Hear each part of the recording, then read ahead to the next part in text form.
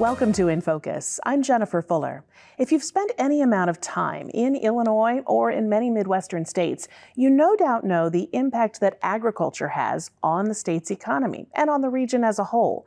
But inside the economy of agriculture are specialty growers, many of whom say agriculture just wouldn't be what it is if they weren't around. One of those specialty growers is located in Union County. Rendleman Orchards will celebrate its 150th anniversary this year. This family farm is perhaps best known for its peaches and its apples, but it's more than that. The distribution impacts local stores, restaurants, and distribution centers, and it has an impact on local tourism. We talked about all those things with Rendleman Orchards' Michelle Searles. We do a lot more than that, but that has been a long time mainstay of our farm. So that's our core. Core. Literally. People may be familiar with specialty crops. They may know about things like that. But how important is it to have kind of the things that maybe people aren't familiar with, those unusual things that make Southern Illinois, Central Illinois, what it is? You know, over the past couple decades, we've really seen how important that is to our local economy with jobs, but also food on your plate. In the last recent years, when you go to the grocery and things might be scarce, people were all of a sudden turning to their local farms, and also for entertainment. A lot of farms have gone to agritainment or you-pick experiences like we have with the flowers and the pumpkins. So what a farm and a family farm contributes to the region is quite a bit more than what people really realize. A lot of people are thinking more and more about shopping local, staying local, and making sure that the foods they're buying are sustainable. How do local farms help in that process? Well, it's a great opportunity for people to get out, talk directly with the farmer, learn how they grow it, be familiar with their practices, get a lot of tips inside our farm market, other stores, or at the farmers markets, and learn new ways to cook things. It's wonderful for your health. You learn a variety of different produce that you can use, color up your plate. It's preventative health care, in our opinion. Sure. What do people need to know if they're headed out to a local farm and they don't know a lot about what they're looking for? Is this someplace that we need to ask a lot of questions? Are those answers available to them?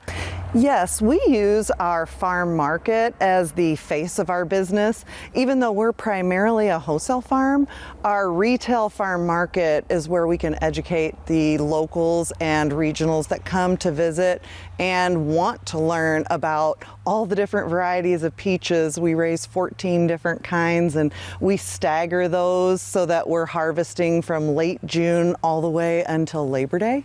And early you start with the cling peaches, then you move into the freestones, and a lot of people aren't even aware that there are that many varieties, and so it's fun for us to share what we do, what we love. Our favorite recipes we share on our website.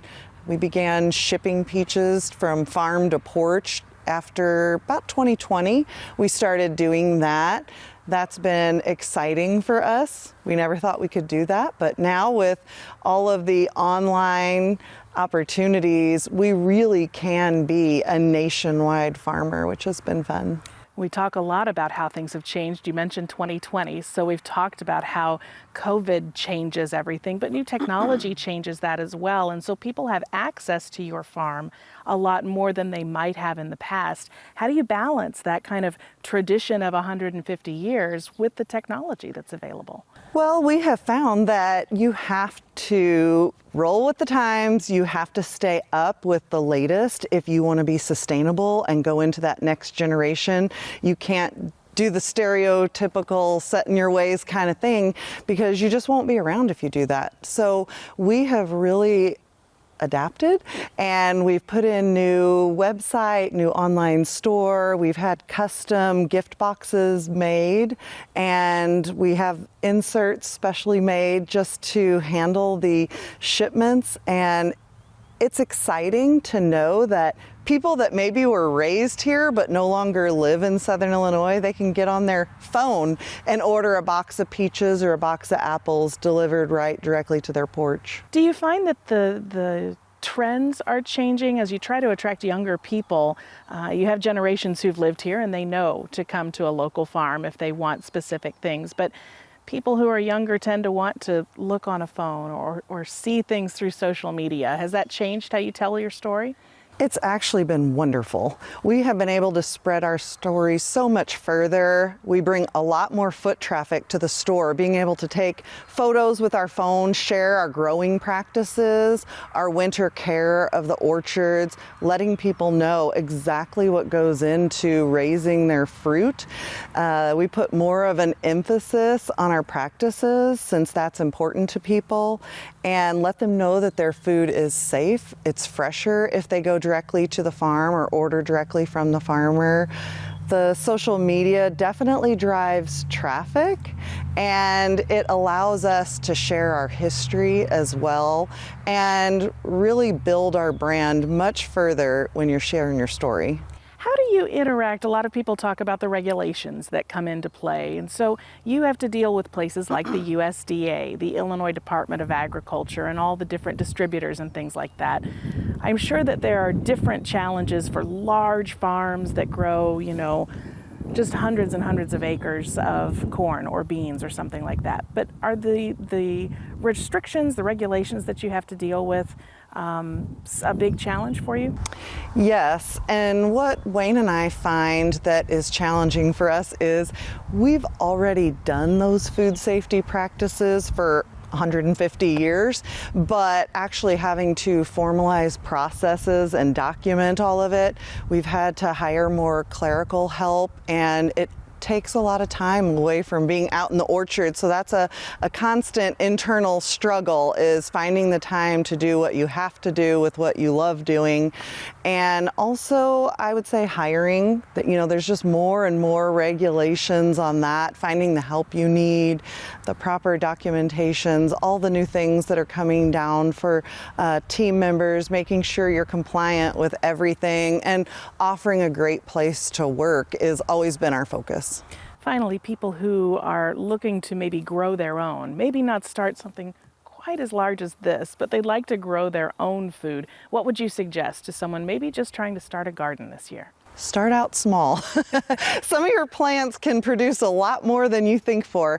It is nice though, they can share them with their neighbors, they can trade. It's a great way to learn, and for us, we actually joke about it and say that's great. They'll learn how much work goes into this and they won't complain about prices as much. So, and it is true, the more people learn about the everything that goes into what you do, the more they're willing to support the farmer, because they realize that it is labor-intensive work and it's usually not in the best of weather. This is true, hot and humid to be sure. Yes. So let's talk a little bit about fruits of the labor, and let's head inside and see if we can take a look at how that works. Sure. Sure. This way. All right. Thank you much. Sure. One of the things that people talk a lot about now is bringing farm to table. We see it a lot in local restaurants, but you can also bring it to your farm. We'd like to reintroduce Niki Davis from SIU's Hospitality, Tourism, and Event Management Department. Niki, there are a lot of things that people can find here and grow here that they can bring right to their table. Absolutely, Right? absolutely. Tell us a little bit about what you've got here. Well, today we are going to focus on apples, which is one of my all-time favorite local pieces of produce. And we have a butternut squash soup that we've made with the butternut squash and apples mixed in with it. And we're going to prepare a crostini with apple butter and cheese to go on top of it and make a real simple, quick lunch. Sounds wonderful. I'll let you take it away. All right, thank you. So, simple and quick, that's kind of what we do, isn't it, as moms? Yes, it seems like more and more people are working longer hours and they're wanting something Yes. fast and easy for sure. So, butternut squash soup, one of my favorites, one of your favorites. Mine too. And we're going to just simply top the crostinis with a little bit of apple butter. And I'm going to let you help me. We'll do a little bit of cheese on top, and these aren't very big, so it won't take Sure. much cheese. And we'll pop these under the broiler for about 5 minutes. Sure. And that will be the perfect little topper to add some sweetness I notice more and more families are using value-added products that they're getting from the farm, like the apple butter made with local apples, family recipes that have been passed down for generations. Well, and that's a great thing to talk about too, because if you have too many apples at home, I don't know if that's a possibility, and don't manage to get through all of them, it's apple butter, applesauce, very simple things to make, but even easier to buy, right? That's the truth. That's the truth. All right, these look great. Yes, they do. I am starving. I don't know about you. Cheese on top is always a good thing. We've gotten more and more into finding local cheeses also. There's not much that we're preparing today that we can't find locally. The soup was our local apples and local butternut squash. And if you don't have time to make it from scratch, guess what? We can buy that at the store too. But of course, as much as we can make from scratch, that's what we want to do, and use up our local goodies here. So these are all prepped and ready. So let's throw these in under the broiler for a few minutes. All right, top rack closest to the broiler. And that will take about 5 minutes. Position your rack so you can close the door. All right, let's check these out. Looks like it's ready. They look delicious. Yes. And very warm. So look how bubbly and cheesy that is, and just a little bit of the brown on top of the cheese. That's like perfect. And I don't know about you, but the cheese that kind of melts onto the pan, that's one of my favorite parts. The crispy part is the best part. These look delicious, but let's take a taste test. I'm up for that. All right, grab one. Cheers. Cheesy and gooey. Delicious. I like all of the flavors that are coming together there. The cheese, the apples, the cinnamon, and the crispy toast. And the salty and the cheese balances perfectly with that sweetness in the apple butter. You're right. It's a meal in itself. And these, cheese and all, they're stuck together. That's even better. Will float right on top. And if they sink a little bit, that's okay. And they will soak up that soup and get a little bit soft on the underneath, and that's like the perfect combination. You'll be able to cut those with a spoon in a minute. Oh, absolutely. I don't know if you saw that cheese pull, but that was incredible. Yes. And these, a little snack. Right? That's for like the cook. The cook's snack right there. And we'll have a few extra just to eat along the side. And there's the first part of our meal. That looks amazing. All right, so let's clean this up a little bit and move on to the next part of our quick and easy meal. And I'm gonna put this down in the sink. Yeah, let me put that in the fridge. To that cheese though. Thank you. Yes, sure. Always refrigerate things after they've been opened. So let's take a look at the spinach that I found at Farmer's Market over the weekend. Oh my gosh. Rich in color, you can see. Rich in color. And I love looking at the spinach because it's so different when you pick this up at Farmer's Market than what you can find in our local grocery stores that's prepackaged. And you can tell with the texture how fresh it is. And it's right out of the ground. We can see that. But we have fresh spinach, washed, cut. We're going to dress this with some toasted pecans to go with our soup and crostinis. We'll dice up an apple to put on top, and then we'll use some really yummy vinaigrette. And there's our soup and salad. You can't beat that. Right?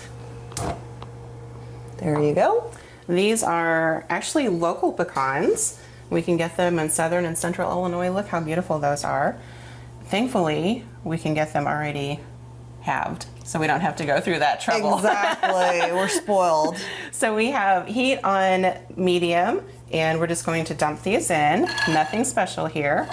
We're going to do a dry toast, and it won't take very many minutes. But you can't walk away from this, because if you do, they will burn very fast. And that's not a fun thing. So no, but they taste so great in your salads when they're crisped up a little bit. It's in the aroma. Once they start, you'll know when they're finished, because you'll be able to smell that toasty, nutty smell in your kitchen. Don't need anything special. You can leave them sit for a few seconds at a time, and I just kind of shake them around and do, fun things with the pan and try not to spill them on the stove when I do it. But it's kind of fun. And this process is really fast too. It is. So what are some of your favorite local things that we can get our hands on to cook in the kitchen?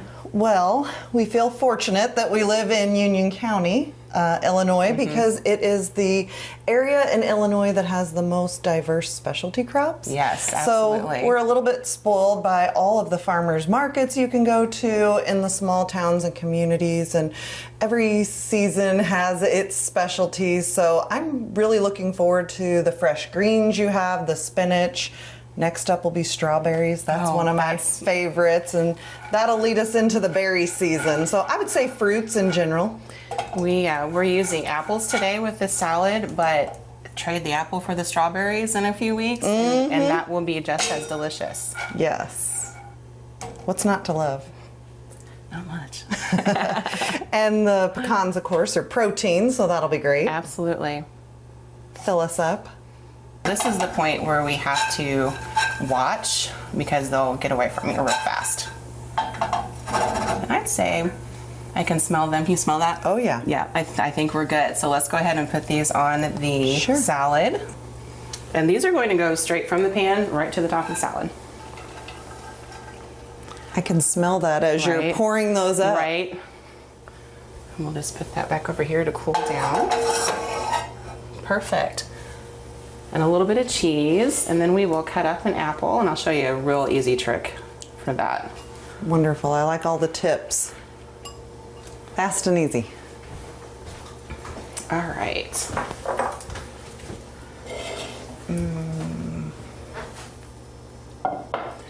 So let's grab a cutting board and an apple. Let's see here. I'll grab one over here.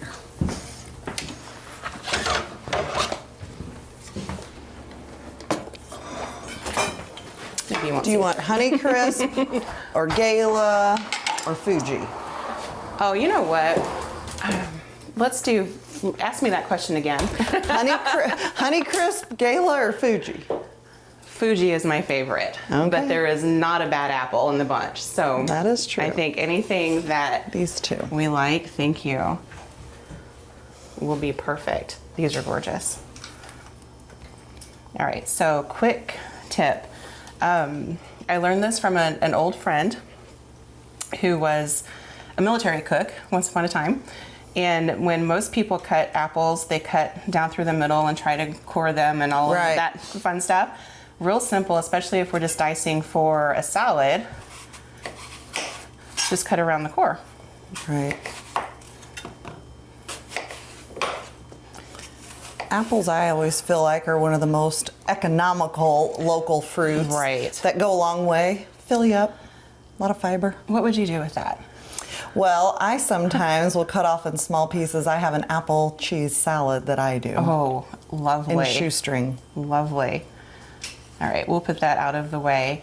And we're just going to dice these. So each of these chunks, we will cut into slices and bite-sized pieces, and just kind of out of the way on the cutting board. Wayne's grandmother used to boil those cores with cinnamon sticks to make her house smell special. Good. That would be a wonderful use for them. And let's see. 1 apple, 2 apples, however many apples you want to put in the salad is up to you. It is nice, I think, when you're selecting the apples to choose one that has some color to it, that looks great up against the cheese and the greens. And that local spinach is very tender, and it's a little bit sweet on its own, but it is spinach. It's still very earthy. So this combination just balances that earthiness out beautifully. We're just going to kind of set this to the side. And have a flavor burst. A lot of people don't realize too, if they go directly to their farmer, they can ask for a utility grade piece of produce, and That's a number 2 utility grade. And if they have imperfections, you're gonna get it for about half price and really stretch your produce dollar. And that's a great tip to know. And that apple, there was one little bitty dimple in it. Other than that, it's perfectly fine at that. Right. So, And you're not really gonna see it once it's chopped up anyway. this is true. So let's dress this, and then we'll give it a little toss. Any salad dressing that you like, I mean, this is a kind of build your own, do this your own way. That was a nice little pop. Yes, Right? fresh.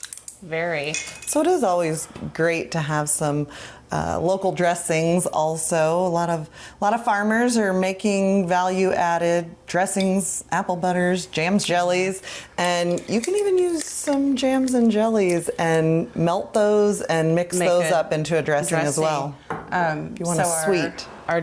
And this was a pecan apple cheese. vinaigrette, blue cheese, yes. So all of this pairs nicely. We can give that a little bit of a toss. Sure. And we're gonna move our spinach out of the way.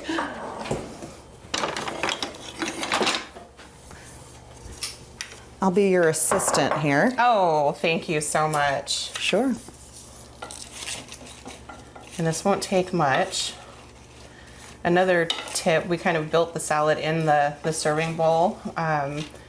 But if you want to mix everything up really well, build it in a separate bowl and then plate it into your serving bowl. But just a little bit of a mix. You don't want to overdress either. Right. I'll hand you those back. A lot of times people like to add more if they like it, and some don't like that much dressing. Don't like that much. So, but even dressing on the side would be okay in that situation. But we do that often when we're busy in season. We won't dress it until we're ready to eat it, because you can fix something like that. It'll last in your refrigerator for days. Undressed for yes, it will. That's a meal prep. That's a also. great tip. A great tip. So we have our salad with local spinach, local apples, local pecans, some cheese, and a really good balsamic blue cheese pecan salad dressing that pairs perfectly with all of that. And a butternut squash soup made with butternut squash and apples. We're showcasing the apple today with our cute little crostinis that have our apple butter and cheese. And any cheese will be fine. Yes. Cheddar, Swiss, Gruyere, whatever you have. whatever you have in the refrigerator, use that to do this. I have found some of the local produce delivery services that we have now in this area are now having local cheeses, and they have a huge variety, which is surprising. Wonderful. So I'm ready to eat. How about you? Yes.